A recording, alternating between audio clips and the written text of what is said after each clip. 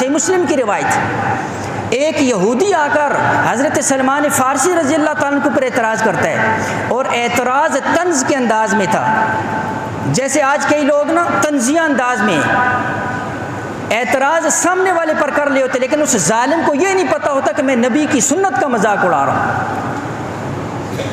तखनुस ऊंची शलवार वाले को देखकर कहते छोटे भाई की तूने शलवार पहन ली। अब उस जालिम को यह नहीं पता कि मैं नबी की सुन्नत का मजाक उड़ा रहा हूँ, और पढ़ भी इसी नबी का कलमा रहा है, ला इलाहा इल्लल्लाह मुहम्मद रसूलुल्लाह पढ़ भी रहा है, और मेरे नबी की सुन्नत के ऊपर तंज भी कर रहे हैं, हंस भी रहा है। दाढ़ी के ऊपर देखो कैसे कैसे जो है ना जिन्होंने। खैर, सलमान फ़ारसी रज़ी अल्लाह ताला अन्हु, हम सुन्नत को डिफेंड करते हैं, हम सुन्नत का दिफा करते हैं, लेकिन ऐसे ना सहाबा सुन्नत को फ़ख्र से बयान करते थे। सहाबा सुन्नत पर चलने को फ़ख्र समझते थे। मैं और आप माहौल से मुतासिर हो जाते हैं।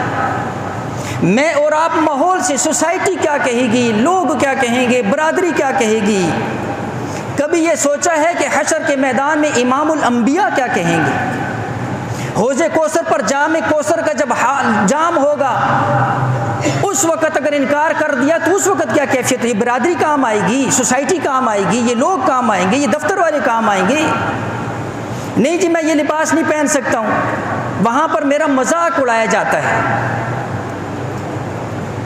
मैं हाथ से खाना खाऊंगा तो लोग मुझे दकियानूस समझेंगे, लोग मुझे बैकवर्ड कहेंगे, लोग पत्थर के ज़माने का कहेंगे।